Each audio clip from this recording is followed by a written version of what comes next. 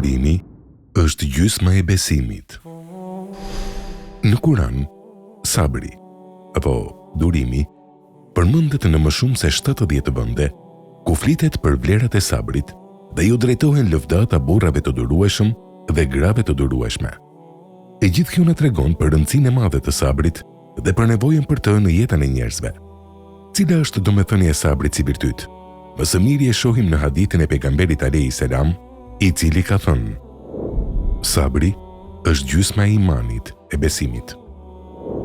Duke shpjeguar këtë hadith, Imam Gazaliu thotë: është e pamundur të braktiset mëkati dhe të vazhdohet në bindje, përveç se me durim, i cili në thelbin e tij është shfrytëzimi i shtytjes së besimit në kufizimin e shtytjes së pasionit dhe përtatësisë, ashtu që në këtë kuptim, durimi do të jetë gjysma e besimit. Sabër, durim në çdo gjë. Duke u bërë thirrje besimtarëve që të jenë të durueshëm, Allahu i lartësuar thotë: O besimtar, bëhuni të durueshëm dhe të qëndrueshëm në durim. Bëhuni të vendosur në kufit e armikut dhe kini frikë Allahun për të arritur shpëtimin e dëshiruar. Surja Ali Imran 200.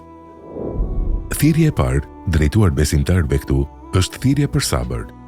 Megjithse shumë komentues të Kuranit sabri në këtë vend e specifikojnë kuptimisht si për shembull sabri gjatë luftës me armikun, sabri në lidhje me 5 namazet ditore të tjerë. Megjithatë, nuk ka asnjë pengesë nga aspekti kuptimor, edhe pse në ajet nuk ka asnjë përcaktim specifik që sabri në këtë pikë të kuptohet në kuptime edhe më të gjerë, e që do të ishte: o besimtar, jeni të durueshëm në të gjitha situatat e jetës, edhe kur jeni në mundësi, edhe kur keni të lashe. 3 lloje të sabrit. Dietarët musliman sabrin zakonisht e ndajnë në 3 lloje. 1. Sabri në caktimin e Allahut, në atë që na godet, qoftë e mirë apo e keqe, si vdekja e një të dashuri, falimentimi i kompanisë, sëmundjet e të tjerë. 2. Sabri në bindje ndaj Allahut të plot fuqishëm, siç është për shembull agjërimi gjatë muajit Ramazan.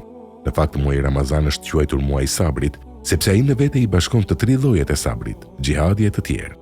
3. Sabri për të përmbajtur nga mëkati.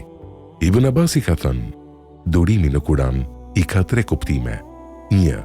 Kuptimi i parë është durimi në kryerjen e detyrave ndaj Allahut të plot fuqishëm, dhe për këtë fitohen 300 derexhe. 2. Kuptimi i dytë është durimi për të përmbajtur nga kryerja e atyre gjërave që Allahu i ka ndaluar, dhe për këtë fitohen 600 derexhe. Dhe 3. Kuptimi i tretë është durimi me të cilin përballohet fatkeqësia me rastin e goditjes së parë, dhe për këtë fitohen 900 derexhe. Imam Gazaliu këtu thotë se njeriu të bindur në bindjen e tij i nevojitet të durimi në 3 situata. Situata e parë është ajo që i paraprin bindjes, dhe atëherë duhet të pastrohet në jetë i qëllimi. Duhet bërë durim për të përmbajtur nga përzierja e shtirjes, me vendosmëri të fortë që të jetë e sinqertë vetëm për Allahun e plotfuqishëm, gjë që është formë shumë e rëndë e durimit. I dërguari Allahut alayhis salam këtë i paralemron me fjalët: veprat vlerësohen ekskluzivisht sipas qëllimeve. Për këtë shkak, thot Imam Gazaliu, durimi vihet në vendin e parë, madje edhe para veprës. Andaj Allahu i plotfuqishëm thot: përveç atyre të cilët kishin durim dhe bënin vepra të mira, të tillët kanë falje të gabimeve dhe shpërblim të madh. Surja Hud 11. Është me rastin e kryerjes së vetë veprës që të mos bie në neglizhencë ndaj Allahut të plotfuqishëm me rastin e kryerjes së ndonjë vepre. Pastaj personi që e kryen veprën mos të kaplohet nga përtatësia në përmbushjen e të gjitha normave dhe rregullave në lidhje me veprën, si dhe të vazhdojë në zbatimin e të gjitha këtyre deri në momentin e fundit dhe në veprën e fundit. Kjo gjithashtu është formë e rëndë e durimit. Ndoshta kësaj referohen këto fjalë të Allahut: sa i bukur është shpërblimi i punëtorëve, të cilët kanë duruar dhe janë mbështetur te Zoti i tyre. Surja Ankebut 58-59. Domethënë, ata të cilët ishin të durueshëm deri në realizimin e veprës në tërësinë e saj.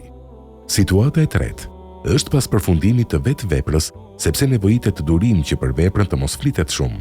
Ajo mos të shndërrohet e tillë që të dëgjohet dhe të dihet shumë për të. Me durim bëhet përpjekje që vepra mos të shikohet me mendje madhësi. Pastaj duhet përmbajtur nga të gjitha ato gjëra dhe veprime që veprën e bëjnë të pavlefshme, sepse në Kuran thuhet: o ju që besuat, mos i prishni lëmoshat tuaja me të krenuar e me ofendim, siç bën ai që ja jep pasurinë e vet sa për sy e faqe të njerëzve. Surja El-Bekare 264.